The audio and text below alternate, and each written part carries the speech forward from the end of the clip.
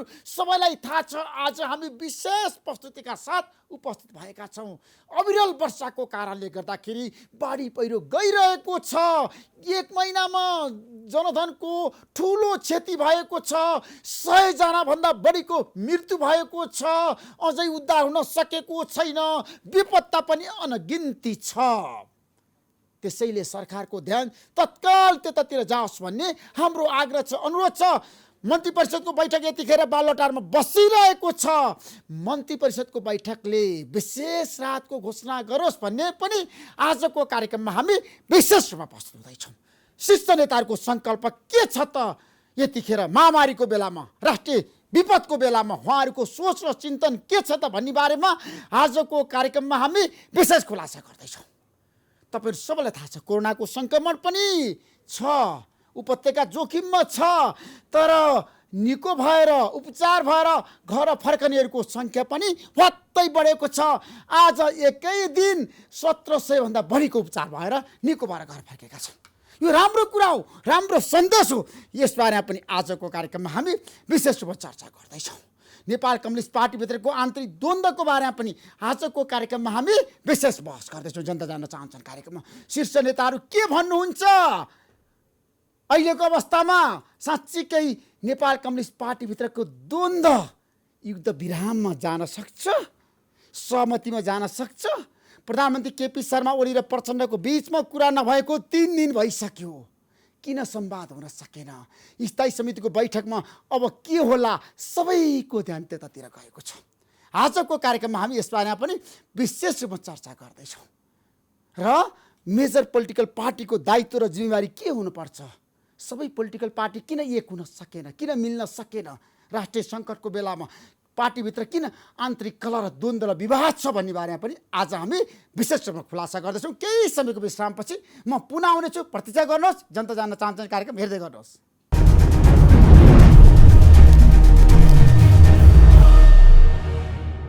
यतिखेर हाम्रो बिचमा जनता जान्न चाहन्छन् कार्यक्रममा नेपाल कम्युनिस्ट पार्टी माओवादी केन्द्रका अध्यक्ष गोपाल किराती हुनुहुन्छ। तपाईँलाई म जनता जान्न चाहन्छन् कार्यक्रम स्वागत गर्न चाहन्छु। गोपाल जी आराम हुनुहुन्छ? धन्यवाद। अब नेपाल कम्युनिस्ट पार्टी के होला? फुट्ला कि टुट्ला कि जुट्ला? आज भविष्यवाणी गरिदिनुहोस् तपाईँ। फुट्दैन। किन फुट्दैन? के कारणले? यस अर्थले कि उहाँहरूको बिचमा सैद्धान्तिक मतभेद छैन, भागबण्डाको झगडा हो। त्यो मिलाउनुहुन्छ भन्ने लाग्छ। कसरी मिल्ला? किनभने प्रचण्डले भन्नुभएको छ केपी शर्मा ओलीले एउटा पद छोड्नै पर्छ, कि त पार्टी अध्यक्ष कि त प्रधानमन्त्री। प्रधानमन्त्री भन्नुभएको छ म दुवैवटा पद छोड्दिनँ। अनि कसरी मिल्छ? सहमति कसरी हुन्छ? गोपाल किरातीजी त्यो त मचियो थचियो होला भन्ने नि लाग्छ। त्यसो प्रचण्डले केपी शर्मा ओलीलाई दुवै पद खान दिनुहुन्छ? अब तपाईँको के भने प्रचण्डहरूले गल्ती गर्नुभयो, त्यसको सजाय भोगिराख्नु भएको छ। अब त्यो दुवै पद ओलीले नछोड्ने भन्ने आफ्नो सन्दर्भमा उहाँको अब ठिकै होला। त्यसो ओलीले दुवै पद छोड्नुपर्छ भन्ने आवश्यकता तपाईँले पनि देख्नु भएन? छोड्नु पर्ने चाहिँ हो। उहाँ असाध्यै बिरामी पनि हुनुहुन्छ र विवादित पनि हुनुहुन्छ। लिम्पिया धुराको नक्सा बाहेक त चाहिँ नि यो प्रधानमन्त्री खड्ग ओलीको सरकारलाई चाहिँ नि राम्रो मान्नुपर्ने कतै पनि देखिँदैन। त्यसो हुनाले उहाँले छोडिदिँदा राम्रो हुन्थ्यो। त छोड्नुहुन्न। किन भन्नु होला भने किन भन्नु होला भने अब पदवादी व्यक्तिवादी त हुने कुरा भइहाल्यो कि प्रचण्डको उपयोगिता सकियो। प्रचण्डको उपयोगिता ओलीलाई 2 कामको निम्ति मात्र थियो। अन्तर्राष्ट्रिय स्तरमा प्रचण्ड जस्तो विद्रोहीलाई मैले चाहिँ नि सोध्याएँ, तह लगाएँ भनेर देखाउनु, र देशभित्र चाहिँ नि आफ्नो प्रतिस्पर्धीलाई मातहतमा ल्याउनु। 2टा काम भइहाल्यो।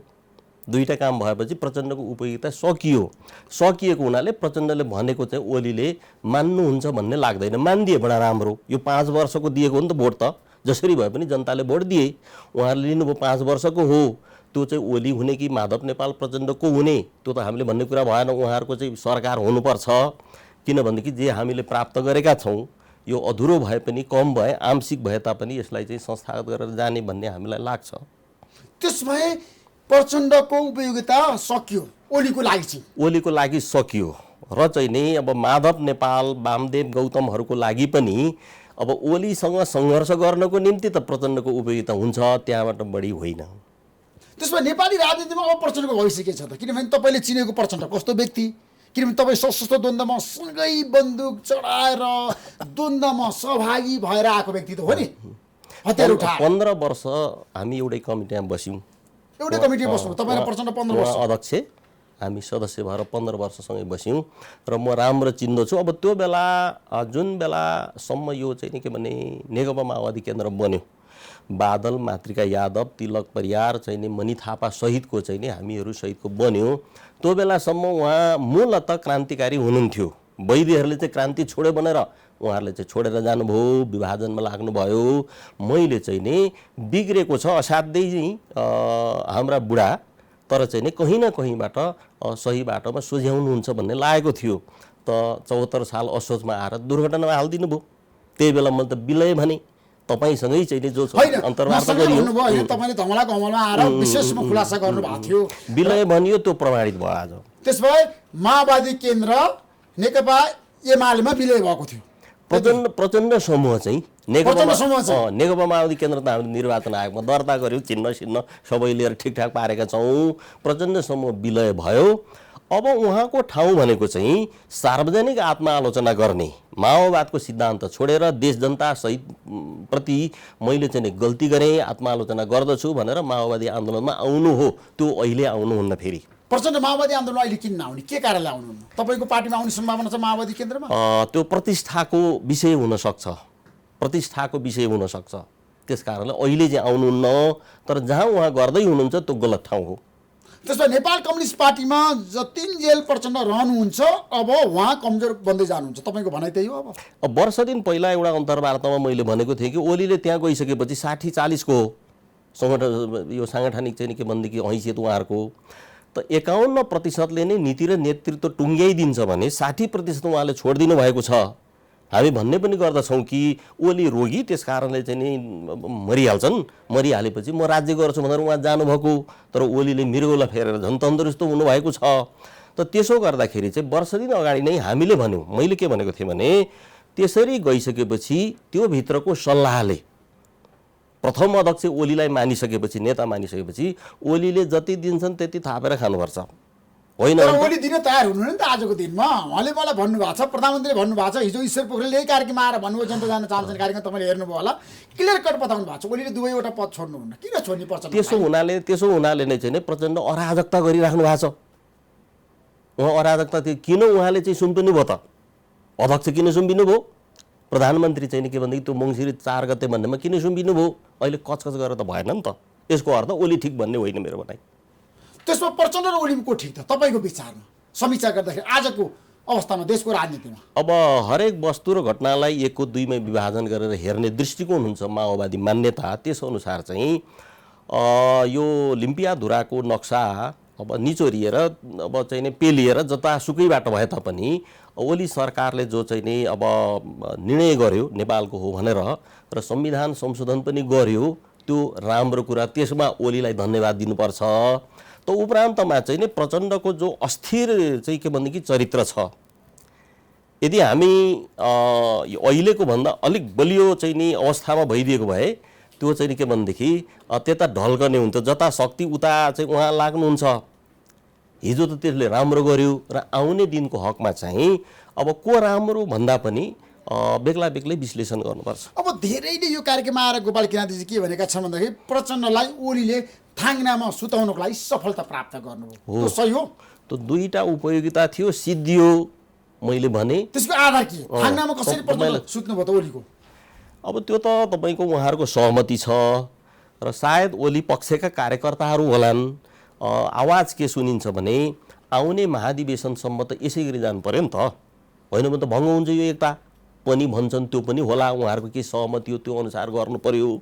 र चाहिँ के भने अब ओलीले कहाँ बिगार्नु भयो र उहाँ बुमर्याङमा बुमर्याङ भयो त्यो भने भारत के भने आफू चाहिँ राष्ट्रवादी प्रचण्ड माधव नेपालहरूलाई चाहिँ नि भारतीय दलाल भनिदिन खोज्नुभयो, त्यहाँदेखि बिग्रियो, नभए त ठिकै थियो। त्यसो गर्दाखेरि चाहिँ पनि उहाँहरूको बिचमा फेरि सरसल्लाह हुन्छ र उहाँहरूले मिलाउनुहुन्छ।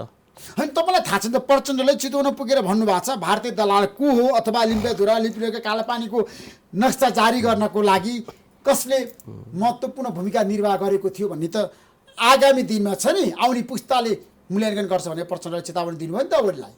अब त्यो जब सडक म राष्ट्रवादी कि केपी शर्मा ओली राष्ट्रवादी भनेर त उहाँले त प्रश्न उठान गरिदिनु भयो। भारतीय सरकारको रक्षा मन्त्रीद्वारा जुन चाहिँ नि त्यहाँ सडक उद्घाटन भयो, लगत्तै सरकारले वक्तव्यहरू दियो, विज्ञप्तिहरू जारी गर्यो, नोटिसहरू के पठायो। त्यस बेला प्रचण्डले भन्नुभएको समाचार मैले सुनेको थिएँ, पढेको थिएँ कि एक्सनमा जानुपर्छ, विज्ञप्ति जारी गरेर मात्रै हुँदैन। त्यसपछि यो नक्साको प्रसङ्गहरू आए त उहाँहरूको सहमतिले भएको हो भन्ने चाहिँ हामीलाई लाग्छ त्यो राम्रो काम हो। हिजो प्रचण्ड प्रधानमन्त्री हुँदै गर्नु पर्थ्यो, सायद त्यो बेला प्रसङ्ग उठेन। तपाईँहरूले पहल गर्नुभयो नि, तपाईँ पनि त क्याबिनेटमा हुनुहुन्थ्यो नि त। है त संविधान बनाउन लागि पर्यो नि त। मरुन्जेल रातको दिन संविधान बनाउने भनेको बनाउन अब पाइएन। अब अर्को कुरा के हो भने बाबुराम र प्रचण्डलाई भारतीय दलाल भन्ने जुन आरोप छ त्यो चाहिँ होइन भन्ने मलाई लाग्छ। कसरी होइन हामीसँगै नभए किनभने नेपाली राजनीतिमा बाबुराम र प्रचण्ड मिलेर 12 बुँदे सम्झौता त नयाँ दिल्लीमा बसेर गरे हो नि त। त्यसो त त्रिभुवनले चाहिँ नि तपाईँको चाहिँ भारतमा गएर 4 महिना चाहिँ नि 7 सालमा चाहिँ जो त्रिभुवनको परिवारले खाएको 9 लाख, त्यो बेलाको 9 लाख रुपैयाँ मोहन शमशेरले तिर्यायो। त्रिपक्षीय सम्झौता गरेर आएर चाहिँ राष्ट्रपिता यहाँ चाहिँ नि भनियो, हामीलाई भुलभुलैयामा पारियो होला भनेको त अहिले पत्ता लगाउँदा त होइन रहेछ। राजा त्रिभुवन, गृहमन्त्री बिपी कोइराला, प्रधानमन्त्री मोहन शमशेरको मन्त्री परिषदको बैठकमा भारतीय चाहिँ के भन्छ राजदूत चन्द्रेश्वर प्रसाद नारायण सिंह चाहिँ सहभागी हुने क्याबिनेट बैठकमा सहभागी भयो। त्योभन्दा अझ चाहिँ आश्चर्यमूलक कुरो के भने सिंहदरबारमा जब त्यो सिपिएन सिंह चाहिँ प्रवेश गर्थे 21 तोपको सलामी दिन्थ्यो यहीँको सरकारले। त्यसो गर्दै आउँदा बाबुराम भारतका विश्वसनीय मित्र हुन्, दलाल होइनन्। प्रचण्ड भारतका अविश्वसनीय मित्र हुन्, दलाल होइनन्। बाबुराम भट्टराई र प्रचण्ड दुवै भारतका दलाल होइनन्। अनि प्रधानमन्त्री केपी शर्मा ओलीको त संकेत त्यही छ नि त, दलाल को ओली माधव नेपाल देउबा त त्यो महाकाली सन्धिको समीक्षा गर्नु पर्यो नि त, घटनाक्रमले देखाउँछ। अब प्रचण्ड बाबुरामको चाहिँ नि अहिलेको पुँजीवाद भनेको दलाल पुँजीवाद हो, राजनीति त्यो हो। तर भारतका दलाल हुनु भन्ने यस अर्थले लाग्दैन कि तपाईँको चाहिँ नि दलाली गर्न उहाँहरूले पर्दैन। 12 बुँदे समझदारी त गिरिजा प्रसाद कोइरालाको चाहिँ नि अनुरोध अनुसार भारतमा गरिएछ। हामी त थाहा भएन, हामी त फिल्डमा थियौँ।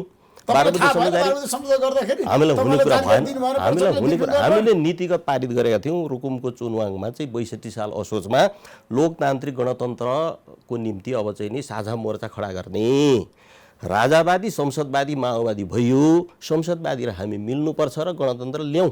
नयाँ जनवादीबाट हामी तल झरौँ, काङ्ग्रेस एमालेलाई अलिकति गणतन्त्रमा ल्याउँ। नीतिगत थियो र अरू सबै प्राविधिकता हामीलाई भन्ने कुरा थिएन। तर 12 बुँदे समझदारी पनि अन्यथा लाग्दैन। भारतमा बस्नु हुन्छ कि हुँदैन भन्दाखेरि नेपाली मजदुरहरू छन्, बस्नुपर्छ, बस्नुहुन्छ। त भित्र नदेखिएको कोही केही गरेका छन् मलाई थाहा छैन। तर समग्रमा हेर्दाखेरि चाहिँ भारतीय दलाल प्रचण्ड र बाबुराम भन्ने कुरा चाहिँ सही होइन। त्यसमा अब नेपाल भारत सम्बन्धको कुरा गर्दाखेरि पछिल्लो समय केपी शर्मा ओलीसँग भारतको वार्ता हुन सकेको छैन, हुँदैन। वार्ता हुँदैन। केपी शर्मा ओलीको नेतृत्व सरकार छ, भारतले वार्ता गर्दैन। अब ओलीले बिगार्नु भयो, संसदमा बोल्दाखेरि चिडाउने काम गर्नुभयो। सडकमा बोल्ने कुरा र चाहिँ नि त्यहाँ बोल्ने कुरा त फरक हुने कुरा भयो। त्यहाँ अनुशासन लगाउँछ के आचार संहिताहरू हुन्छन्। त्यसो गर्दाखेरि छिमेकी साट्न मिल्दैन। छिमेकी साट्न नमिल्ने अवस्थामा तपाईँको चाहिँ उहाँले चिड्याउनु भयो। त्यसो हुनाले ओलीको नेतृत्वमा वार्ता हुन्छ भन्ने लाग्दैन। तर अनौपचारिक प्रयास गर्नुपर्छ। जस्तो बाबुराम भनिराख्नु भएको छ, सरकारले जिम्मा दियो भने म प्रयास गर्छु, जिम्मा दिए भयो, अरू पनि थुप्रै पात्रहरू होलान्। अब त्यसमा चाहिँ नि त ओली सरकारले प्रयास गर्नुपर्छ। नभएदेखि ओलीसँग चाहिँ वार्ता नगर्नु पर्ने त प्रतिष्ठाको विषय भइदियो। त्यसमा नरेन्द्र मोदी र केपी शर्मा ओलीको बिचमा संवाद नहुन सक्छ। त्यो गाह्रो किन छ भनेदेखि अब खड्ग ओली चाहिँ अब महाकाली पारित गर्ने दौडमा भारतको काङ्ग्रेससँग नजिक हुनुहुन्थ्यो भन्ने हामीले बुझ्छौँ। काङ्ग्रेस आइसँग नजिक। त्यसो हुनाले चाहिँ अब यो त भाजपाको सरकार हो, भाजपा र काङ्ग्रेसको लडाइँ हुने कुरा भइहाल्यो त्यहाँ। त्यसो गर्दाखेरि भाजपा र काङ्ग्रेस बिचको जो तनाव हो त्यो तनाव चाहिँ नि के भनेदेखि यहाँ प्रतिबिम्बित भइराखेको छ। त्यहीँनिर समातेर उहाँले राष्ट्रवादी चाहिँ नि यो नाकाबन्दीको विरुद्ध म उभिएँ भनेर भन्नुहुन्छ। तर 73 सालमा 72-73मा नाकाबन्दीको विरुद्धमा जो ओली उभिनुभयो, माओवादीले काँध लगाएको थियो भन्ने चाहिँ उहाँ चाहिँ नि के भने भन्नुहुन्न। यसो गर्दाखेरि उहाँले गलत गर्नुभयो। चिडाउँदा तपाईँसँग अन्तर्वार्ता गर्नको लागि अनाहकमा तपाईँलाई चिडाउनु त भएन नि त मैले, अनि मलाई पनि त तपाईँले चिडाउनु हुँदैन। एउटा सौहार्दता, एउटा सहअस्तित्व त हुनुपर्छ। प्रधानमन्त्रीको हैसियतबाट उहाँले बोल्नु भएन। त्यसरी बिग्रदै गयो। तर नेपालको राजनीति इतिहासलाई तपाईँले 7 सालदेखि अहिलेसम्मको इतिहासलाई इतिवृत्तान्तलाई हेर्दाखेरि अहिले जस्तो संवादहीनता त भारतसँग कहिले पनि थिएन नेपालमा। हो 6-7 महिना भइसक्यो, कुनै पनि किसिमको वार्ता भएको छैन, टेलिफोन संवाद भएको छैन। राजदूत लीलाम्बर आचार्य नयाँ दिल्लीमा बसेर कुनै पनि भारतीय अधिकारीहरूसँग वार्ता गर्न सक्नु भएको छैन। कस्तो अवस्था आयो हेर्नुहोस् त, के कारणले? त्यो त अब यो सरकारको नेतृत्वले गल्ती गर्यो, अकूटनीतिक अभिव्यक्ति गर्यो र चाहिँ नि के भने त्यसरी गर्न हुँदैन थियो। त्यहाँ आफ्नो नेपालमा के गर्नु थियो नेपाली जनता आमले समर्थन गरिएको हो र यो पत्रकारको चाहिँ मिडियाको दुनियाँमा त तपाईँ प्रवक्तै हुनुभयो। अझै यो जनता जान्न चाहन्छ र दैनिक रूपले दिनमा 3-4वटा कार्यक्रम सञ्चालन गरेर त्यत्रो समर्थन गर्नुभयो, गरियो सबैले। र ओलीको कमी कमजोरीहरू तपाईँको अन्तर्वार्ता त मैले सुन्थेँ, कसैले बोल्दा यो ओली यो चाहिँ प्रधानमन्त्रीको आलोचना म सुन्न चाहन्न, तपाईँले भन्नु यति धेरै समर्थन गरिएको थियो नि त, भारतसँग पाखुरा किन सुर्काउनु पर्यो प्रधानमन्त्रीले? त्यसरी त बिग्रिन्छ नि त, बिग्रियो। त्यसै पनि मै हुँ भन्ने भारत, त्यसमाथि चाहिँ नि सम्बन्ध बिगार्नु भयो। अब कसरी सच्याउनुपर्छ उहाँले पहल गर्नुपर्छ। अब अहिलेसम्म देख्दाखेरि ओलीको नेतृत्वको सरकारसँग गर्दैन वार्ता। होइन, अब ओलीको नेतृत्व सरकारसँग भारतसँग वार्ता हुनु, तर चीनले त समर्थन गरेको छ नि त गोपाल किराँतजी। अनुभवी राजनीतिज्ञ हो नि त। चीनको समर्थन भनेको चाहिँ नि त्यो चाहिँ एउटा चाहिँ के भने सेलाएको पानी जस्तो हो। चीनले पनि बिगार्दैछ थप वातावरण। हिजोसम्म हामी भारतसँग मात्रै चाहिँ नि सशङ्कित थियौँ, आक्रोशित थियौँ, अब चीनले पनि थप्दैछ। जब त्यो सरकारी पार्टीमा झगडा पर्छ, घर घरै राजदूतले त कुदेर मिलाइदिनु पर्ने किन प्रश्न त उठिराखेको छ। नेपाली कङ्ग्रेसको अब आम कार्यक्रम म सकारात्मक मान्दिनँ, तर चाहिँ नि राजदूतले फेरि घर दैलो थालिसकेपछि त्यो नेपाली कङ्ग्रेसको विद्यार्थीले जो प्रदर्शन गरे ठिकै गरे क्या हो भन्ने अनुभूति भयो। त्यसको अर्थ हाम्रो विचार एक ठाउँ भइराखेको चाहिँ स्थिति त होइन। त्यसो हुनाले चीनले त्यसो गर्न हुँदैन। हिजोको जो स्थानमा थियो त्यही गर्नुपर्छ र चीनको समर्थन भनेको चाहिँ नि अब त्यो सेलाएको पानी जस्तो मात्रै हो, त्योभन्दा बढी होइन। तपाईँलाई थाहा छ चिनिया राजदूतले राष्ट्रपति प्रचण्ड, झलनाथ खनाल, माधवकुमार नेपाललाई पछिल्लो समय भेट्नुभयो। देशको एकदम वरिष्ठ व्यक्तित्वलाई भेट्नुभयो होइन, र भन्नुभयो अहिलेको अवस्थामा केपी शर्मा ओलीको नेतृत्व सरकारको विकल्प छैन, तपाईँहरू सबैले प्रधानमन्त्रीलाई समर्थन गर्नु भनेर भन्नु ठिक थियो, जायज थियो। नेपालको आन्तरिक मामलामा हस्तक्षेप गरेन राजनीतिमा। अब कस्तो चाहिँ देखिन्छ भने यो चाहिँ अब गत वर्ष कार्तिकतिर त्यहाँ चाहिँ नयाँ नक्सा भारतले सार्वजनिक गर्यो। देशभक्त नेपालीहरू आक्रोशित भए र दलका नेताहरू, संसदमा रहेका दलका नेताहरूको बैठक भयो। अतिक्रमित भूमि फिर्ता गर्ने र चाहिँ आफ्नो सीमा रक्षा गर्ने राष्ट्रिय सहमति भनियो।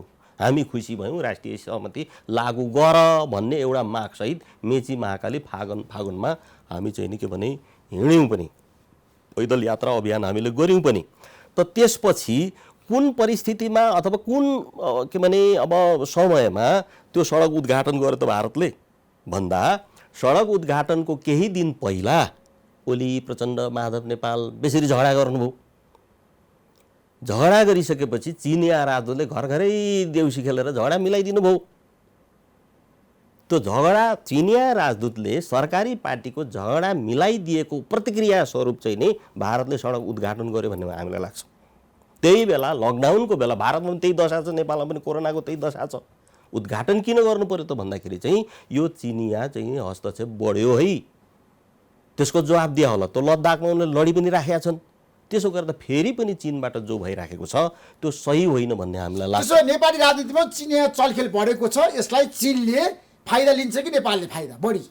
चीनले के फाइदा लिने? अब उसको चाहिँ हामी के भन्छौँ भने यो एमसीसीसँग जोडिएको छ।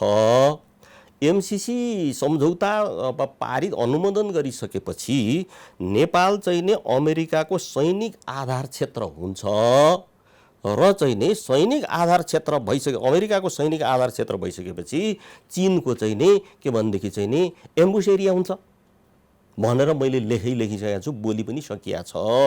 त्यसको निम्ति बाहेक त अब कम्युनिस्ट भनेर उहाँहरूले चाहिँ नि यसो माया गरेको हुनसक्छ।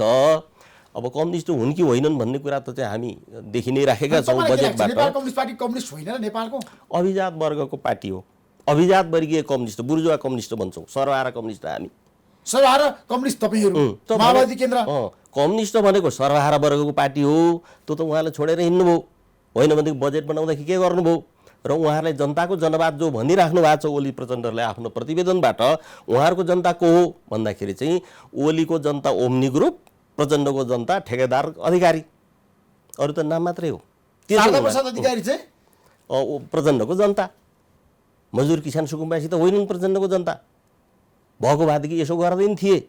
बजेट बनाउँदा उहाँहरूले के गर्नुभयो भन्दाखेरि चाहिँ सानो व्यापारीलाई 75% कर, ठुलो व्यापारीलाई 25% कर। यही हो समाजवाद उन्मुख, यही हो जनताको जनवाद, यही हो समृद्धि उहाँहरूले भनेको।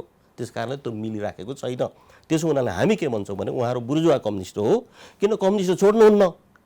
आफ्नो वर्ग धरातल राजनीतिक चरित्र चाहिँ जो गरिराख्नु भएको छ त्यो त अभिजात वर्गीय कम्युनिस्ट हो उहाँहरू। त्यसो हुनाले चिनिया कम्युनिस्ट पार्टीले यी चाहिँ अभिजात वर्गीय हुन् भनेर चाहिँ नि बुझिदिए। अहिले किन चिनिया कम्युनिस्ट पार्टीले नेपालको कम्युनिस्ट पार्टीलाई चाहिँ मलजल गरिरहेछ, सहयोग र समर्थन गरिरहेछ? यसमा चिनलाई पनि हामीले दोष नलगाउँ, म दोष लगाउन चाहन्न। आफ्नो थैलोको मुख बलियो मान्नु, साथीलाई चोर नलगाउनु भन्ने नेपाली उखान ओली त झन् जान्नुहुन्छ। त्यसो हुनाले आफ्नो थैलोको मुख बलियो मान्नु पर्ने, थैलोको मुख चारतिर देखाउँदै हिँड्ने। भारत फुटोस् भनेर चाहन्छ होला, अमेरिका पनि फुटोस् भनेर चाहन्छ होला, अनि चिन चाहिँ नि कम्युनिस्टको नामबाट चाहिँ नफुटिदिए हुन्थ्यो भन्ने चाहिँ नि होला। त्यसो हुनाले चाहिँ मुख्य चाहिँ सरकारी पार्टीकै समस्या हो। तर तपाईँलाई थाहा छ नि त, राजदूतले घर घरमा चार्नु भनेको चाहिँ राम्रो होइन है, होइन त्यो डिप्लोमेसी छ नि। हुँदैन, त्यो जहाँ पनि त्यसो गर्नु हुँदैन, त्यसो गर्नु हुँदैन। भारतले पनि दिन पाउँदैन। उहाँ नेपालको आन्तरिक राजनीतिमा छ नि यो किसिमको रुचि, चासो, जिज्ञासा राजदूतहरूको अमेरिकाको यो चाहिँ नि के भने भारतीय मिडिया चाहिँ नि अब देखियो त्यो चाहिँ अब नेपालबाट त्यसलाई चाहिँ नि बन्देज गरेको जो ठिक भएको छ। राजदूतकै बढी चाहिँ नि के भने दुःखद बदनाम भयो, दुःखद विवादित बन्नुभयो। त्यस्तो हाम्रो छिमेकी भएको हामी हेर्न चाहँदैनौँ।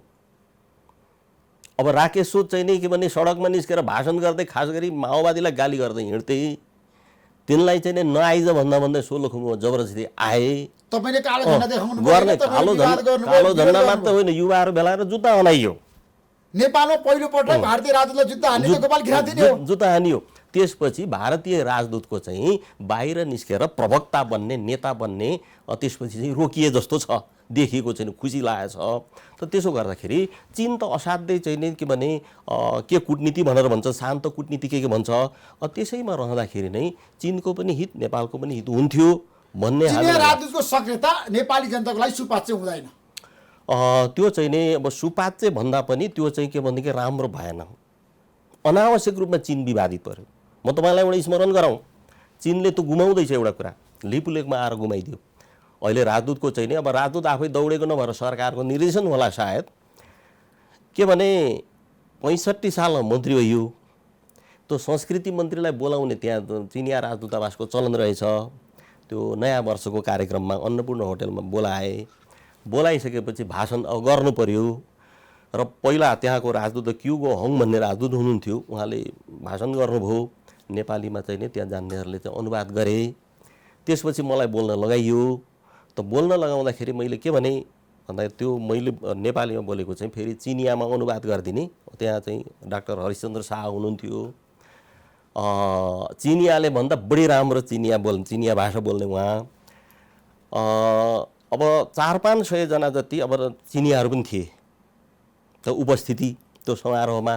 मैले के भने यो स्मरण गराउँ, जुन कुरा चीनले गुमाउने खतरा छ भने 2 कारणले चिनिया जनता महान छन्। पहिलो कारण माओ त्से-तुङ जस्तो नेता उत्पादन गरे, आफ्नो खुट्टामा उभिए, त्यस कारणले महान छन्। दोस्रो कारण चाहिँ के हो भने चीन र नेपालको बिचमा सिमाना छ। त्यो सिमाना ढुङ्गा छ, त्यहाँ हाम्रो सिमाना ढुङ्गा छ। त्यो ढुङ्गा चाहिँ रातारात वरदेखि परदेखि वर सार्दैनन् चिनिया जनताले। त्यसो हुनाले महान छन्। मैले भने पहिला नेपाली उपस्थितहरू चाहिँ नि सहभागी हाँसे, चिनियामा अनुवाद गरिसकेपछि चिनिया जनता पनि त्यो मरुन्जेल हाँसे। तर लिपुलेकले बिगार्यो, थप बिगार्दै गएको छ। त्यसो हुनाले चाहिँ नि अब यस्तो क्रियाकलाप रोक्नको निम्ति चाहिँ चीन सरकारले पनि आफ्नो गर्नुपर्ने हुन्छ। अब सचेतता अपनाउनु पर्ने, खास गरी नेपालको सरकार भर्खरै एमसीसी पारित गर्न लागि परेको देखिँदा वर्तमान प्रधानमन्त्री केपी शर्मा ओलीले नै चाहनुहुन्छ नि एमसीसी पारित गर्नको लागि त देखिँदा बेठिक लागे तापनि परराष्ट्र मन्त्री गेवालीको चाहिँ नि कतै समाचार मैले शीर्षक हेरेँ, नेताहरूले राजदूतसँग भेट्नको लागि पाबन्दी लगाउने के भन्ने समाचार खुसी लाग्यो। पाबन्दी लगाउनुपर्छ। त्यसो हुनाले चाहिँ मुख्य चाहिँ अब अरूलाई चाहिँ के भने चोर नलगाउँ, हाम्रै नेताहरूको समस्या हो। म त भेट्न गएको छैन, मलाई भेट्न अहिले आउँदैन, म सडकको पार्टीको, तर म त भेट्न जाँदा हुन्छ होला नि त। किन जान्न भनेदेखि मेरो काम छैन त्यहाँ। एउटा नीति हुनु पर्यो, एउटा स्थिति हुनु पर्यो। त्यसो हुनाले चाहिँ सबैभन्दा मुख्य कुरा कस्तो लाग्छ ऋषिजी भने नेपाल कानुनी रूपले 4औं सत्ता सम्पन्न स्वतन्त्र राष्ट्र हो। तर त्यो व्यवहारमा छ गोपाल हामी समस्या हो। त्यो हुनको निम्ति हामीले चाहिँ के भनेदेखि स्वतन्त्र राष्ट्रिय चिन्तन निर्माण गर्नुपर्छ। स्वतन्त्र राष्ट्रिय चिन्तन निर्माण गर्नुपर्छ। यी बुढाहरूले सकेनन् भने अब तपाईँ हाम्रो पुस्ताले गर्नुपर्छ। हामीले सकेनौँ भने हामीभन्दा पछिको भाइ बहिनीलाई सिकाउनुपर्छ। स्वतन्त्र राष्ट्रिय चिन्तन निर्माण गर, अनि मात्र चीनसँग कस्तो व्यवहार चाहिँ भारतसँग कस्तो व्यवहार, कुन योजना ल्याउने कुन योजना नल्याउने हामी चाहिँ नि के भने निर्णय गर्न सक्छौँ। अहिलेको पुस्ताको कुरा गरौँ। तपाईँले भन्नु परिपक्व पाएको बुढा पुस्ताको कुरा गर्छु म। केपी शर्मा ओली, प्रचण्ड, झलनाथ खनाल, माधवकुमार नेपाल, शेरबहादुर देउवा, रामचन्द्र पौडेल, वामदेव गौतम लगायतको पुस्ताहरू नेपाली राजनीतिमा अब कति सफल कति असफल त्यो समीक्षा गर्ने बेला भएन? एकदमै भयो। उहाँहरूलाई पनि अब धेरै आलोचना थपेर नगरौँ। जे जसो भए तापनि उहाँहरूको पुस्ता अब गुज्रिँदै गयो। अब प्रश्न के भनेदेखि उहाँहरूले जे जति चाहिँ नि बेठिक गर्नुभएको छ भन्ने हामीलाई लाग्दछ, ठिक कसरी गर्ने नयाँ पुस्ताले? म 50 नाग्दैछु, मेरो पुस्ताले चाहिँ नि ठिक कसरी गर्ने? त्यसो हुनाले हामी के भनिराखेका छौँ भनेदेखि चाहिँ स्वतन्त्र राष्ट्रिय चिन्तन निर्माण गर्नुपर्छ र यो सरकारको नारा बेठिक छ, सुखी र समृद्धि नेपाल के भनेदेखि समृद्ध नेपाल के भने त गलत छ, स्वाधीन र समृद्ध नेपाल भन्नुपर्छ भनेर हामी छलफल गरिरहेछौँ, हामी लागिरहेछौँ। त्यसको निम्ति चाहिँ हामीले देशभक्त जनआन्दोलन उठाउनु पर्यो। त्यो देशभक्त सडकमा आउनु पर्यो। त्यसको लागि आउँछ बिस्तारै देशभक्त जनक्रान्ति गर्नु पर्यो। देशभक्त जनक्रान्तिको एजेन्डा चाहिँ टिस्टा काङ्गडा फिर्ता गर हामीलाई चाहियो। त्यो लिपु लेकमा चाहिँ जो भारतीय सेना छ, नक्सा त हाम्रो भयो, कालापानीमै भारतीय सेना छ गोपाल गिराजी, नक्सा त हाम्रो भयो। त्यहाँबाट भारतीय सेना हटाएर त्यहाँ नेपाली सेना राख्नको निम्ति टिस्टा काङ्गडा फिर्ता आन्दोलन मात्रै राख्छ सक्दैन। त्यो सम्भव छ? त्यो किसिमको आन्दोलन नेपाल हुन सक्छ राष्ट्रियता? अब गणतन्त्र सम्भव लाग्दैन थियो, कयौँ मानिसको निम्ति हामी लाग्यौँ, भयो। तर गणतन्त्र आयो, तर जनताले के पायो त गोपाल गिराजीजी? प्रश्नहरू त उठाउन थाले नि त। यो त सरकारले चाहिँ सरकारले गलत गरिराखेको छ। विलासी जीवन बिताइरहेछन्, जनताहरू समस्यामा छन्, खान पाएका छैनन्। सरकारमा रहेकाहरूको रवैयाको चाहिँ मार चाहिँ गणतन्त्रमाथि पारिँदैछ। तर चाहिँ नि यो गणतन्त्र गइहाल्यो भने त फेरि राष्ट्रपतिको हालत के होला, प्रधानमन्त्रीको हालत के होला, खास गरी प्रचण्डको हालत के होला? त्यसो हुनाले चाहिँ यो के भनेदेखि चाहिँ अब जस्तो नक्साको चाहिँ के भनेदेखि पहल सरकारले गरिसकेपछि हामीले 3वटा अबको चाहिँ के भनेदेखि आकलन गऱ्यौँ। नम्बर 1 मा यो नक्सा संविधानमा चाहिँ संशोधन गरेर समावेश गरिसकेपछि अब भारत र अरू अन्तर्राष्ट्रिय मञ्चहरूमा नेपालले आफ्नो चाहिँ के भनेदेखि चाहिँ अडान प्रस्तुत गर्ने आधार बन्यो पहिलो। दोस्रो चाहिँ नि सरकारले यस्तो राम्रो काम गर्यो भने गणतन्त्र लगायतका उपलब्धिहरूले स्थायित्व प्राप्त गर्छन्। तेस्रो चाहिँ के हो भने यो लिपुलेकको नक्सा एमसीसीको खाल्डोमा त हाल्दैनन् कतै भन्ने शङ्का पनि थियो। त्यसो गर्दा सरकारले राम्रो गर्नु पर्यो। सरकारले नराम्रो गरिसकेपछि प्रश्न उठ्छ। हरेक नयाँ व्यवस्थाले पुरानो व्यवस्थाले दिएको भन्दा जनतालाई बढी अधिकार र बढी सुविधा दिनुपर्छ। सरकारले त्यसो गरेको छैन, आफ्नो सानो समूहलाई मात्रै गरेका छ, छ्याङ्गै देखेका छन्। अब कोरोना चाहिँ के भने रोग प्रतिरोधको निम्ति औषधि खरिद गर्दा पनि के भने कमिसन भन्ने सुनियो, हवाई जहाजको भाडामा कमिसन भन्ने सुनियो, अनि प्रधानमन्त्री चाहिँ केही भएको छैन, भयो भनेदेखि त्यसलाई कारवाही गरिहालिन्छ, यस्तो खालको संसदमा बोल्नुहुन्छ। जनताले त देख्ने कुरा भइहाल्यो। त्यसो हुनाले सरकारले अझै आफ्नो स्थिति जनपक्षीय त्यो जनताको जनवाद बनाएको छ। अब हामीलाई लाग्ने त त्यो जनवाद अघि भनियो, त्यो जनता भनियो। त्यस कारणले अलिकति तल झरेर साँच्चै जनताको जनवादतर्फ बल गर्यो भने अब हामी जस्तोहरूको चाहिँ राजनीतिक चाहिँ नि के भनेदेखि आवश्यकता नहुन सक्छ। उहाँले राम्रो गरिदिए चाहिँ म त तपाईँको श्रम गरेर खान्थेँ। नराम्रो समय विश्रामपछि पुनः आउनेछु। प्रतीक्षा गर्नुहोस्, कार्यक्रम हेर्दै गर्नुहोस्।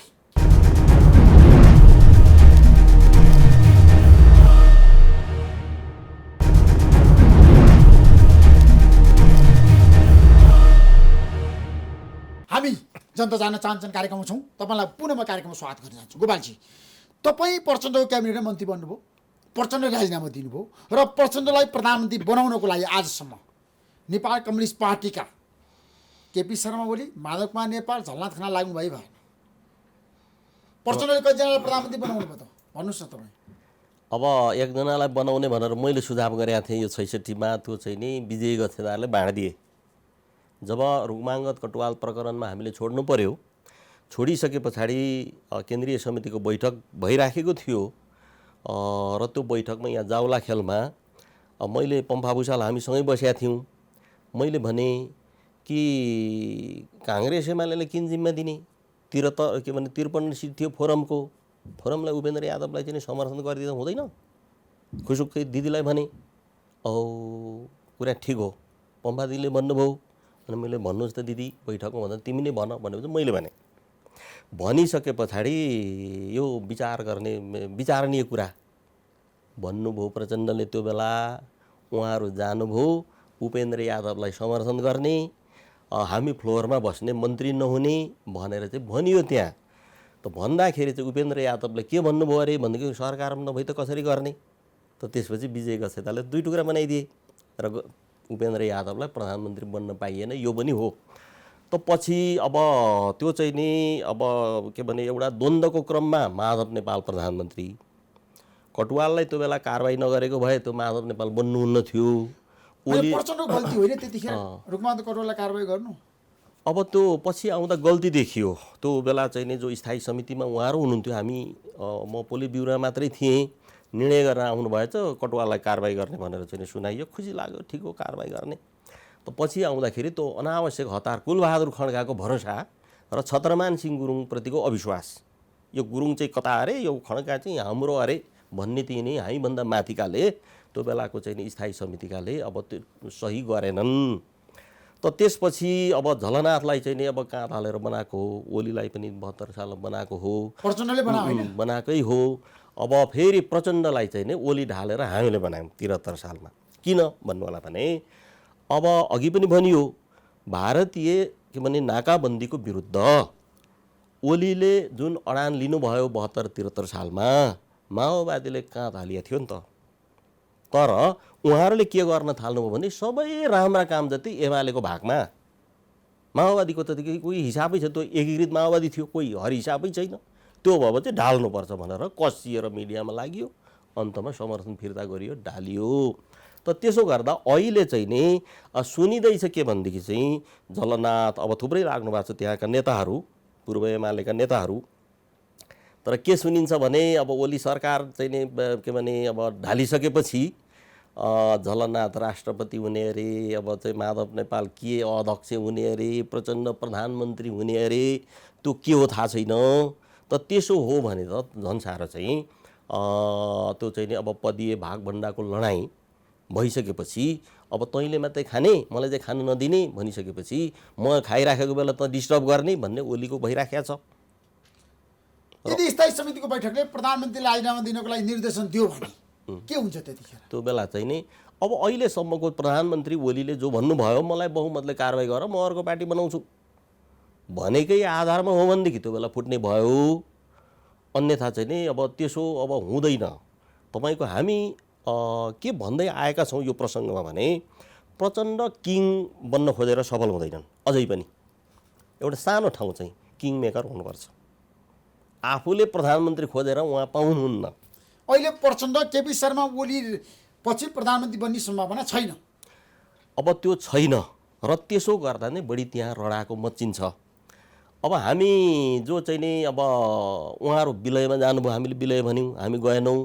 अब हाम्रो लागि त वैचारिक राजनीतिक रूपमा त्यो चाहिँ विघटन भएर ध्वस्त भएको राम्रो, नेपाल कम्युनिस्ट पार्टी विघटन भएको राम्रो, तपाईहरुको लागि ध्वस्त भएको राम्रो। तर चाहिँ नि के भनेदेखि देशको प्रश्न आयो, प्रणालीको प्रश्न आयो, देश र जनताको कुरा आयो, राष्ट्रियताको कुरा आयो नि त। नेपाल कम्युनिस्ट पार्टी कमजोर हुँदा राष्ट्रियता कमजोर होला, भोलि गणतन्त्र जाला, संहिता जाला, सिस्टम भताभुङ्ग होला। उहाँहरूले ढाँटेर छलेर चाहिँ नि लुटेरै भए पनि बहुमत ल्याउनु भयो। यो प्रणाली मान्ने मैले त 5 वर्षको लागि मानिदिनु पर्यो, हामी सडकमा भएकाहरूले पनि। त्यसो हुनाले यो प्रणालीको रक्षाको निम्ति रडाको बन्द गर्नुपर्ने। अब यो भनिदिउँ कि किङ बन्न खोजेर हुँदैन, किङ मेकर बन्नुपर्छ। यो किङ र किङ मेकरको चर्चा हुन्छ नि, त्यो अङ्ग्रेजी शब्दको बढी। त्यसो गर्दाखेरि चाहिँ आफू प्रधानमन्त्री हुनतिर होइन, म चाहिँ जे छ यसै माने, यो नाम मात्रैको भए पनि कार्यकारी अध्यक्ष मलाई पास, अस्तिसम्मको भइगयो, ल प्रधानमन्त्री चाहिँ नि माधव नेपाललाई बनाउने भनेर प्रचण्डले कम्मर किन नखस्या होला? तपाईँले भेट्नुहुन्न, प्रचण्डलाई कुरा गर्नुहुन्न, पछिल्लो समय संवाद हुँदैन? 1 वर्ष अगाडि भेटेका थियौँ। यो चाहिँ के भने यो सर्लाहीमा विप्लव नेकपाको नेता जो चाहिँ कुमार पौडेल मारिनुभयो विभत्स ढङ्गले, के हो यो सरकारको तरिका भनेर प्रचण्ड बाबुरामलाई हामी प्रचण्डसँग छुटेको 22 महिनापछि भेट्यौँ। त्यसपछि त फेरि अहिले भेट्ने कुरा भएको छैन, भेट्ने जरुरी पनि छैन। तपाईँले त भन्नुभएको छ नि प्रचण्डलाई मेरो पार्टी आउनुहोस्, माओवादी केन्द्र आउनुहोस् भनेर भन्नुभएको छ नि त। त्यो त भनिराखिया छ, गल्ती स्वीकार गर्नुहोस्, सार्वजनिक आत्मालोचना गर्नुहोस्, अनि फर्किनुहोस्। त्यहाँ तपाईँको ठाउँ होइन, तपाईँ देख्नुहुन्छ। यो बडा चाहिँ नि खराब शब्दमा म बोलौँ, हामीले के भन्यौँ भने नेकपा एमालेमा धेरै इमान्दार राम्रा मान्छेहरू पनि छन् र न त्यो पार्टी छ, तर एमालेको मूल नेतृत्वको मूल प्रवृत्ति चाहिँ मानव जातिमा रूपान्तरित हुने प्रजातिको बाँदर होइन, पशुपतिको जङ्गलमा उफ्रिने बाँदरै हो। 74 सालमै भनेको मान्छे हुन् भनेर जानुभयो, मान्छे छन् कि के छन् चाख्दै हुनुहुन्छ। त्यसो हुनाले उहाँले चाहिँ नि के भने आत्मालोचना गरेर फर्कनु भयो भने तपाईँ अध्यक्ष छोडेर प्रचण्ड अध्यक्ष बनाउन तयार हुनुहुन्छ माओवादी केन्द्रको? अब अहिले अध्यक्ष त किन चाहिँ छोड्ने भन्नुहुन्छ? उहाँले पहिला गल्ती स्वीकार गर्नु पर्यो। होइन, उहाँले गल्ती स्वीकार गरेर गोपाल किराँतजी अब म तपाईँको पार्टीमा आउँछु भनेर प्रचण्ड तयार हुनुभयो भने अब त्यो यो चाहिँ त्यो ओली र प्रचण्डको पार्टीमा अब विचार कार्यदिशा मुख्य विषय भएन, तर क्रान्तिकारी कम्युनिस्ट पार्टीमा त जसको विचार उसको नेतृत्व हुन्छ। प्रचण्डहरूसँग हामी छुटिसकेपछि पनि पुनर्गठन यता हामीले चाहिँ नि यसको नेकपा माओवादी केन्द्रको विचारधाराको क्षेत्रमा, कार्यदिशाको क्षेत्रमा, कार्यक्रमको क्षेत्रमा, सङ्गठनको क्षेत्रमा चाहिँ नि बडा महत्त्वपूर्ण विकास गरेका छौँ। यो उहाँले स्वीकार गर्नुपर्छ। त्यो निर्माण त हामीले गरेका छौँ। अब चाहिँ नि यो असम्भव छ, तर पनि फेरि तर्क विश्लेषणमा के हो भने प्रचण्डहरू माओवादी आन्दोलनमा फर्केर ल नयाँ पुस्ताले के गर्नुपर्छ बल गर, म सघाउँछु भनेर चाहिँ नि तपाईँको गणेशमान मानौ संरक्षक, मानौ सल्लाहकार भइदिएदेखि राम्रो हुन्थ्यो। तर अहिले अब नेतृत्वमा प्रचण्ड कुनै पनि पोलिटिकल पार्टीको रहँदाखेरि राम्रो हुँदैन भने तपाईँको भनाइ हो? म अभिभावक भएर बस्छु। अब त्यो बुर्जुवा नेकपा हामी भन्छौँ, अभिजात वर्गीय अब कम्युनिस्ट पार्टी आउने महाधिवेशन हुन्छ, सहमतिमा गर्ने त उहाँ लेख्नु भएको छ, तर महाधिवेशन हलमा भाँडभैलो मच्चिन्छ, गोप्य मतदानमा जान्छ। एमाले त त्यो अभ्यास गरिआएको छ। यहाँ हाम्रो लोकतान्त्रिक जनवादी अधिकार खोज्ने को भनेर मारपिट चलाउँछन्, त्यहाँ सहमति भङ्ग गराइदिन्छन्, अनि गोप्य मतदान गरिसकेपछि केन्द्रीय सदस्यमा आइपुग्न पनि प्रचण्डलाई चाहिँ नि हम्मे पर्छ। पत्ता साफ भन्ने जो शब्द हो, पत्ता साफ हुन्छन्। त्यसो हुनाले चाहिँ अहिलेको लागि माधव नेपाललाई अगाडि सारिदियो भनेदेखि चाहिँ एक स्टेप देखिन्छ त्यहाँ। तर उहाँ लोभी हुनुहुन्छ। माओवादी हुँदा राष्ट्रपति पनि उहाँलाई नै चाहिने, प्रधानमन्त्री पनि उहाँलाई नै चाहिने, जित्ने प्रधानमन्त्री मात्र होइन 7 पटक हार्ने प्रधानमन्त्री पनि प्रचण्डलाई नै चाहिने। अनि त्यहाँबाट यो प्रचण्डले त केही नछोड्दो रहेछ भनेर बाबुराम भट्टराईले चाहिँ के भने धोबीघाट गठबन्धन गरेर चाहिँ नि खोज्नुपर्ने प्रधानमन्त्री प्रचण्ड र बाबुरामले यसरी चाहिँ नि खोसाखोस गरेको देखेपछि अरू कार्यकर्तालाई के लाग्यो भनेदेखि चाहिँ अब पर्खेर नहुने भयो, मागेर नहुने भयो, स्थान र अवसर खोज्नुपर्ने रहेछ भनेर सबले सबैतिर खोज्दै जाँदा माओवादी पार्टी सबै लागेर सिद्ध्याइयो। मुख्य त प्रचण्ड बाबुराम हो। त्यसो हुनाले चाहिँ जो खोज्न खोज्दै हुनुहुन्छ त्यो चाहिँ नि राम्रो देखिँदैन। 21औं शताब्दीको जनवाद उहाँहरूको तर्फबाट अरे त्यहाँ वैचारिक आधार त्यो जनताको जनवादको, बहुदलीय जनवाद त काङ्ग्रेसको बहुदलीय प्रजातन्त्रै हो। त्यो बहुदलीय जनवाद र चाहिँ नि बहुदलीय प्रजातन्त्रलाई अङ्ग्रेजीमा मल्टी पार्टी डेमोक्रेसी नै भनिन्छ। तर चाहिँ यी यस्तै धुर्त भए जनवाद भनेपछि कम्युनिस्ट भइहाल्ने र त्यो भित्रकालाई कम्युनिस्ट भनेर हिँडेका छन्। डेमोक्रेसी हो त्यो, प्रजातन्त्र लोकतन्त्रै हो त्यो। त त्यसो गर्दाखेरि चाहिँ नि त्यहाँ उहाँले के लेख्नुभयो हिजो प्रचण्डले त्यो 21औं शताब्दीको जनवादमा भने नेतृत्वको आलो पालो। तर तपाईँको चाहिँ नि स्थापित नेता, मुख्य नेता के भनेदेखि चाहिँ नि सत्तामा नजाने, मातहतको अरूलाई पठाउने, यसले प्रतिक्रान्ति रोक्ने भन्नुभयो। हामी रमायौँ। अब अहिले बुढा झन् बुढा भइराखेका छन्, कहिले पालो दिन्छन् त? ल ओलीले त दिएनन्, प्रचण्डले दिनु पर्यो नि त। म फेरि पनि 10 वर्ष क्रियाशील रहेर प्रत्यक्ष निर्वाचित राष्ट्रपतिसम्म बन्छु भन्ने उहाँको त चाहना छ नि। अन्त चाहँदा त ठिकै छ, प्रत्यक्ष उहाँ राष्ट्रपति मात्रै भन्नुहुन्छ, उपराष्ट्रपति चाहिँ उहाँ प्रत्यक्ष भन्नुहुन्न। त्यसो भने उहाँलाई जे चाहिएको छ त्यही मात्र हाइलाइट गरिराख्नु भएको छ। त्यसो हुनाले व्यक्तिवादको समस्या, असाध्य चाहिँ लोभको समस्या। त्यसो हुनाले चाहिँ अब त्यहाँ गइसकेपछि त त्यो लोभ चाहिँ अलिक लुकाएको भए हुन्थ्यो, त्यो पनि के भनेदेखि चाहिँ नाङ्गे झार देखाइदिने। त्यसो हुनाले उहाँको एउटा चाहिँ त्यो किङ मेकर भन्ने एउटा चरण चाहिँ नै बाँकी छ देखिन्छ।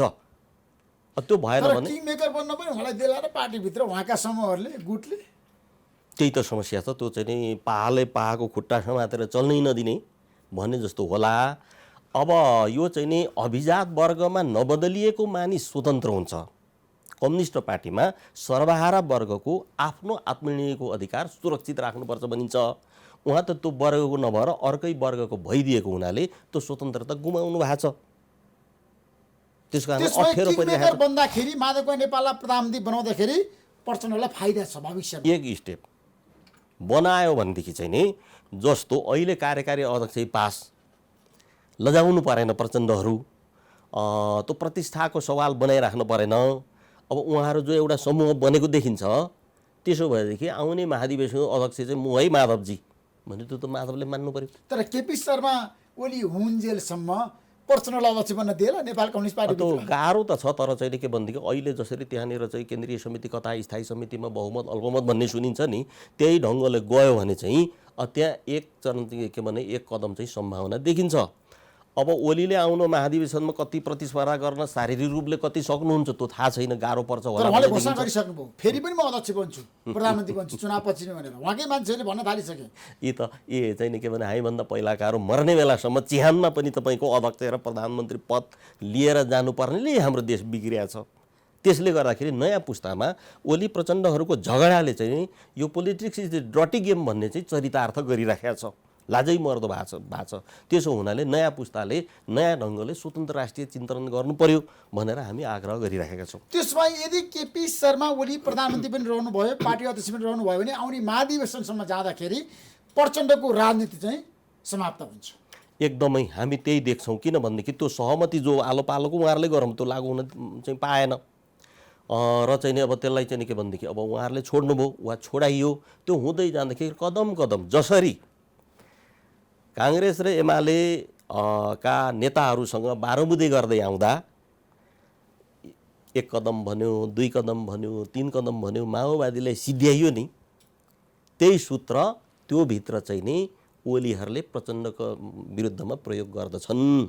त्यसकारणले उहाँहरूले जो एकता बन्नुभयो त्यसलाई हामीले विलय भन्यौँ। त उहाँहरूको चाहिँ नि एकताको परिणाम के हो त भन्दाखेरि सिद्धान्त त जनमुक्ति सेनाको समायोजन गरियो, व्यवहारमा के भयो विलय भयो। त्यस्तै हो हामी भनिरहेका छौँ। त्यस कारण गलत गर्नुभयो। अहिले 10-11 सालको बुढा कति चाहिँ 70 पुग्न लाग्नुभयो, अझै पनि पुनर्विचार गर्नुहोस्। तपाईँको टेलिभिजनबाट म उहाँलाई चाहिँ अपिल गर्न चाहन्छु, देशको लागि जनताको लागि चाहिँ अहिले चाहिँ के भनेदेखि ठेकेदार विभिन्न भए तापनि अब सुध्रिएर म त लेखेँ 1 वर्ष अगाडि फर्किनुहोस्। कसरी फर्किने भन्दाखेरि रत्नाकर डाकु वाल्मीकि बने। अनि त्यो एउटा पत्रिकाले छापिदियो, राम्रै नाम चलेको पत्रिकाले। मैले चाहिँ प्रचण्डहरू माओवादी आन्दोलन फर्क शीर्षक लेखेका थिएँ। शीर्षक के छापियो त्यहाँ सम्पादकले चाहिँ बनाइदिनु भएछ भने वाल्मीकि बन्ने प्रचण्ड अवसर अझै छ। किनभने गिरिजा प्रसाद कोइराला त हत्यारा गिरिजा भनेर हामीले भन्यौँ। जब यो चाहिँ के भन्ने सशस्त्र प्रहरी हाम्रो विरुद्धमा चाहिँ बनाउने काम भयो, हत्यारा गिरिजालाई फाँसी दे। अझै पनि देशमा भित्ता लेखन चाहिँ होला कहीँ। तर पछिबाट गणतन्त्र र संविधान सभाको निम्ति जसरी तयार हुनुभयो, गिरिजा प्रसाद कोइरालाको निधन त्यो बेला हामी भोजपुर बैठकमा थियौँ। एकजना साथी बाहिर चाहिँ नि जानुभएको थियो, चाहिँ फर्केर आउँदा खुसुक्क मलाई कानमा भन्नुभयो गिरिजा यस्तो भएछ। त्यो सुनेपछि झसँगै मलाई पनि भएको, गिरिजा मेरो पनि अभिभावक भन्ने मलाई लागेको। अनि बाहिर निस्केर फोन गरेँ के हो यसरी निधन भएको भन्ने खबर बुझिसकेपछि त्यो बेला किराँत राज्य समिति माओवादी पार्टीको चाहिँ बैठकमा हामीले शोक प्रस्ताव पारित गऱ्यौँ। एकदम हृदयदेखि नै मान्छे त बदलिन्छ नि त। त्यसो प्रचण्ड बदलिन सक्नु होला केपी शर्मा ओलीसँग आत्मसमर्पण गरेको छ भनेर धेरैले भन्छ। अब के भने अब सिद्धान्तमा चाहिँ नि अब बदलिन सक्ने हुन सक्छ, तर व्यवहारमा भन्न सकिएन। त्यो अभिजात वर्गको हुनुहुन्छ, हामी सर्वहारा वर्गको छौँ, सर्वहारा वर्गको हुन्छु भनेर चाहिँ उहाँले प्रतिबद्धता गर्नुभयो भने त्यो सम्भावना छ। तर चाहिँ नि बराबरी जस्तो आधा आधा जस्तो बदलिन सक्नुहुन्न, 50 सक्नुहुन्छ कि सिद्धान्तको कारण मात्रै। त्यसो केपी शर्मा ओलीको नेतृत्वको सरकारलाई प्रचण्ड ढाल्न सक्ने आधार छ आजको दिनमा? ठ्याक्कै भन्नुहोस् न। ढाल्यो भने प्रत्युत्पादक हुन्छ। अब यो चाहिँ नि अब अघि नै भनियो, बाबुराम विश्वसनीय मित्र हुन्। मित्र र दलालमा फरक छ। मित्र भनेको सह अस्तित्वमा हुन्छ सम्बन्ध, दलाल भनेको कर्मचारी हुने कुरा भइहाल्यो। अब चाहिँ नि त्यो भारतमा हिजो अस्ति त उहाँहरूले के विवाद सुरु गरिसकेपछि सरकार अब चाहिँ नि फिर्ता बोलाउने वा चाहिँ नि दुवै पदबाट हटाउने भनिसकेपछि ओहो हाम्रो प्रचण्ड चाहिँ यसो गर्दैछ भनेर भारतमा त्यो चाहिँ मिडिया चाहिँ बजाइदिया छ। त्यसो हुँदाखेरि चाहिँ नि तपाईँको चाहिँ अहिले पनि बिग्रेन भनौँ, उहाँहरूको बडा बिग्रेको छ। त्यसले चाहिँ नि देशलाई बेफाइदा गर्दैछ। त पार्टीगत स्वार्थ भन्ने हो भने त नेकपा माओवादी केन्द्रको औचित्य झन् मजबुत हुँदैछ। त्यसो गर्दाखेरि चाहिँ उहाँले चाहिँ नि हटाउनु भयो, उहाँहरूले बहुमतले हटाउनु भयो त परिणाम त्यही हो। फुटाउँछु भनेपछि फुटाउनुहुन्छ होला ओलीले पार्टी फुटाउनुहुन्छ, नेपाल कम्युनिस्ट पार्टी फुटाउनुहुन्छ। तर त्यसपछि एमाले छ नि त, तपाईँलाई थाहा छ निर्वाचन आयोग दर्ता भइसकेको छ। उहाँले गराउनु भयो भन्ने चाहिँ भन्नुभएको थियो नि बैठकमा, तपाईँलाई थाहा छ? गराउनु भयो भन्ने चाहिँ नि अब सुनिन्छ। तपाईँको पार्टीको नाम लिनुभएको थियो केपी शर्मा ओलीले। प्रचण्डले चाहिँ नि त्यहाँ एमाले दर्ता गराउनु भयो क्या हो भनेर सोद्धाखेरि गोपाल किराँतीले पनि त माओवादी केन्द्र दर्ता गरेछ, मैले खोजेको छु र सोधेको छु र भन्ने कुरा छ। अब चाहिँ नि निर्वाचन आयोगमा दर्ता गरिएको कुरा प्रधानमन्त्रीलाई थाहा हुने कुरा भइहाल्यो र उहाँले जसरी त्यहाँ भन्नुभयो त्यसको निम्ति धन्यवाद ओलीलाई। तर च्याखे दाउ थाप्नको निम्ति हामीले पुनर्गठन गरेका होइनौँ। विचारधारा राजनीतिक कार्यदिशाको आधारमा हामीले पुनर्गठन गरेका हौँ। त्यसमा बुदागत रूपमा भनौँ, अब जाँदा जाँदै प्रचण्ड नेपाली राजनीतिमा कहाँ कसरी चुके, 1 2 3 जस्टिफाई गर्नुहोस् त। तपाईँले चिनेको प्रचण्ड किन कमजोर भयो? मैले चिनेको प्रचण्डमा 64 सालको प्रथम संविधान सभा निर्वाचनमा राष्ट्रपतिको निम्ति प्रचारित गरियो, जो आवश्यक थियो कि गणतन्त्रको पक्षमा जनमत निर्माण गर्नु थियो। तर पछि काङ्ग्रेस एमालेको दबावले गर्दाखेरि राष्ट्रपति आलङ्कारिक हुने भयो। आलङ्कारिक राष्ट्रपति प्रधानमन्त्री के भने प्रचण्ड बन्नु हुँदैन थियो, तर प्रधानमन्त्री बन्नु हुँदैन थियो। त्यहाँबाट बिग्रियो, लोभिनु हो प्रधानमन्त्री। अघि नै भनियो ठुलो पद जति केही नछोड्ने, जित्ने प्रधानमन्त्री मात्र होइन हार्ने पनि नछोड्ने। यसरी त चाहिँ त्यो भित्र समस्या पैदा भयो, उहाँको नि छवि बिग्रियो। त्यसो गरेर त्यो बेला प्रधानमन्त्रीमा नलोभिएको भए महात्मा गान्धीको कुरा छोडिदिउँ, उहाँको विचार दृष्टिकोणसँग हामी सहमत छैनौँ। अब गणेशमान सिंह हुनु पर्थ्यो प्रथम संविधान सभामा। प्रचण्ड आफू मातहतकोलाई मन्त्री प्रधानमन्त्री के पठाइदिएर चाहिँ आफू संविधान निर्माण गर्नेमा चाहिँ केन्द्रित हुनु पर्थ्यो। त्यसो गर्दा अहिलेको भन्दा अधिकतम प्रगतिशील, कमसेकम चाहिँ अन्तरिम संविधानभन्दा तलको होइन अझै माथिको संविधान बन्थ्यो। देशले ठुलो निकास प्राप्त गर्दथ्यो। त्यसको के भनेदेखि त्यो स्थितिमा माओवादी पार्टीको यो हालत हुँदैन थियो। त्यहीँदेखि उहाँले बिगार्नु र लोभी हुनु। त्यसो अब तपाईँको एकता चाहिँ नेतृत्व विप्लवसँग हुँदैछ भन्ने चर्चा छ नि। अब नीतिगत रूपमा वैद्य विप्लव आहुति हामी चाहिँ मार्क्सवाद लेनिनवाद माओवाद मान्दछौँ। हाम्रो बिचमा कार्यगत मोर्चा पनि छ। यो एमसीसी भन्ने यो देशद्रोही चाहिँ नि के भनेदेखि चाहिँ नि अब यो के भन्ने समस्याको विरुद्ध मोहन विक्रम सीपी मैनाली लगायतको चाहिँ नि 10 दलसँग 11 दलको हाम्रो कार्यगत मोर्चा पनि छ। माओवाद मान्ने हामी नजिक, हामी चाहिँ नि एकताको नीति र लक्ष्यमा छलफल गरिराखेका छौँ। विप्लवजीलाई आउनुहोस्, त्यहाँ त तपाईँ जहाँ हुनुहुन्छ त्यो जनयुद्धकै जस्तो शैली भयो। त्यो अहिले के भन्ने वस्तुवादी हुँदैन। प्रचण्डले बार अर्को प्रचण्ड बन्न नखोज भनेको त्यो शैलीले गर्दा होला। ठ्याक्कै जनयुद्ध जस्तै छ, यो हुँदैन। अहिले शान्तिपूर्ण सडक आन्दोलनमा आउनुहोस्, बल गरौँ भनिराखेका छौँ। तैपनि उहाँ आइसक्नु भएको छैन। आउनुहोस् भन्ने हाम्रो आग्रह जारी रहन्छ। अरू हामी खुला रहेको त हामी छलफल गरिराखेका छौँ। तपाईँको संवाद भएको छैन नेतृत्व चरणसँग? एक वर्ष पहिला विप्लवजीसँग भेट भयो, हामीले यही कुरा बतायौँ र चाहिँ नि अहिले त्यसो नगरौँ भन्ने थियो। र गत वर्ष 10-11 महिना अगाडि प्रकाण्डजीसँग खड्गबहादुरसँग बोलाएर चाहिँ भेट्यौँ र हामीले त्यही भन्यौँ कि अहिले चाहिँ नि अब जनमुक्ति सेना जो हामीले बनायौँ पूर्व माओवादी सबै एक ठाउँमा हुँदा जो निकै ठुलो शक्ति थिएछ। अब माओवादी पार्टी धेरै ठुलो थिएछ भने मैले कहिले बुझेँ भने बादलहरूसँग यो 73 सालमा एकता गर्दा अब वैदेसँग कार्यकर्ता मात्रै गए, जनता त हामीसँगै छन् ए माओवादीमा हामीले भन्यौँ। 70 सालमा त्यसको परीक्षण भयो त नेत्र विक्रम चन्दले ठुलै लडाकु चाहिँ नि के बन्दीको टोली वैदेसँगबाट छुटाएर लिएर जानुभयो। बादलले पनि ठुलै लिएर आउनुभयो, वैदेसँग पनि कम त छैनन्। त्यसपछि मलाई चाहिँ बोध भयो कि बाफरे माओवादी त धेरै ठुलो पार्टी बन्या रहेछ। किनभने मेरो कार्यक्षेत्र जहिले पनि पूर्व, आफ्नो कार्यक्षेत्र समाज माओवादी त सिद्धि त हो नेपाली राजनीतिमा। अहिले त त्यसो भयो। मैले भन्न खोजेको के भने त्यत्रो शक्तिले पनि सशस्त्र ढङ्गले तत्काल हामीले जित्न सकेनौँ। मैले प्रचण्ड के भने विप्लवजीलाई सोधेँ, प्रचण्डको स्वभाव अनुसार बन्दुकले राज्य सत्ता जितेर जनगणतन्त्र नेपालको कार्यकारी राष्ट्रपति हुन चाहन्थे कि अहिलेको प्रचण्ड हुन चाहन्थे? मैले सोधेँ। त्यसो त त्यो बन्दुकले जितेको राष्ट्रपति हुन चाहन्थे भनेर चाहिँ विप्लवजीले पनि भन्नुभयो। त्यसो गर्दाखेरि परिस्थिति हो नि त, आउनुहोस् भनिराखेका छौँ, हाम्रो यो सङ्घर्षको नीति मिलिराखेको छैन। त्यसमा ठ्याक्कै मलाई बताउनुहोस् निष्कर्ष।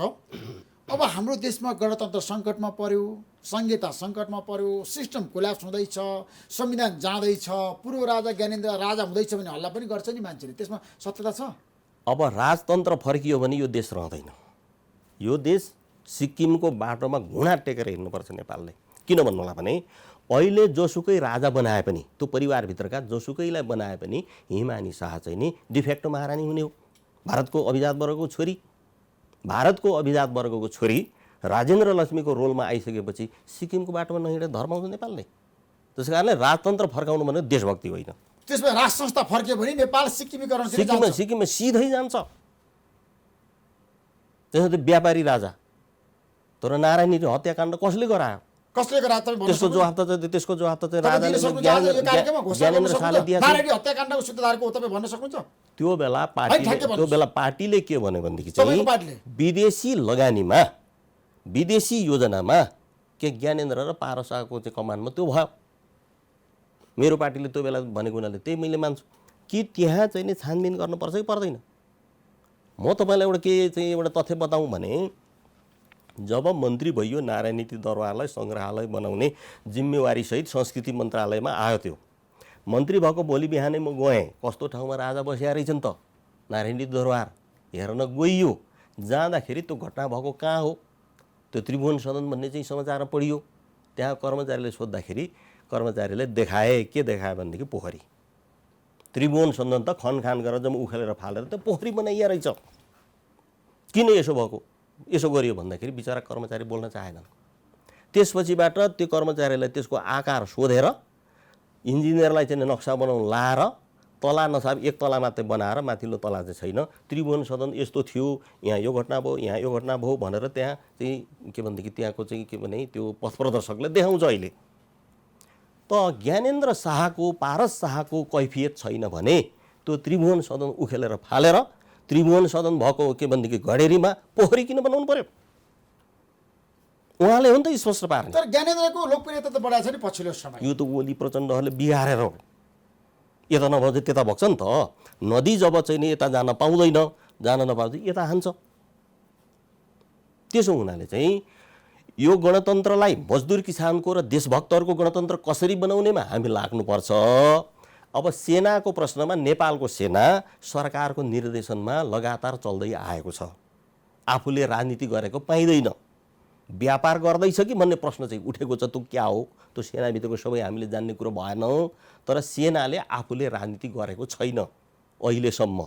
त्यसो हुनाले अब कुन शक्ति भन्दाखेरि चाहिँ नि फर्काए भनेदेखि ओली र प्रचण्डको जो सरकार छ, 2/3 बहुमत नजिकको चाहिँ सरकार छ, यसले राम्रो गरेको भए यो चर्चा आउँदैन थियो। शेखर कोइरालाले गत वर्ष विराटनगरमा एउटा कार्यक्रममा हामीसँगै बोलाइयो, त्यहाँ चाहिँ यो प्रश्न आयो। आइसकेपछि फ्रान्समा पनि चाहिँ अब कति सय वर्ष भयो राजा हटाएको, तर राजा चाहिन्छ भने एउटा सानो समूह छ अरे। शेखर कोइरालाले भन्दै हुनुहुन्थ्यो कि चाहिँ नि त्यो सानो समूह किन भन्दाखेरि सरकारमा बसेकोले राम्रो गर्छ तुलनात्मक रूपले, अनि त्यो सानो भइरहन्छ। यहाँ हाम्रो सरकारमा बसेकोले नराम्रो गर्छ अनि ठुलो हुन खोज्छ, तर सम्भव छैन। र चाहिँ राजा फर्केको दिन तपाईँको चाहिँ नेपाल गयो भनेर चाहिँ नि हामीले बुझ्नुपर्छ। भारतमा विलय हुन्छ नेपाल। सिक्किमको बाटो भारत त्यही खोजिरहेको छ, त्यही खोज्या त होला। राज संस्था ल्याउनु भारतले चाहेको छ, मोदीले चाहेको छ। राज संस्था ल्याउन त म थाहा छैन, तर तपाईँको चाहिँ नि त्यो चाहिँ नि त्यहाँ पत्रकार चाहिँ नि अब तपाईँभन्दा पनि चर्को बोल्ने, नाम नलिउँ त्यो मान्छेको, पत्रकारले चाहिँ नि नेपाल चाहिँ नि भारतको नक्सामा हाल्यौँ भने क्या उफ्रिँदै थियो। अस्ति चाहिँ मैले यसो कुनै समाचारमा हेरेको थिएँ, तिनको त त्यो नेहरू डक्ट्रिन भन्ने छ, त्यसो भने तिनको चाहना होला। त्यसो हुनाले चाहिँ नि राजतन्त्र फर्काउन चाहिँ नि के भनेदेखि देशभक्ति होइन।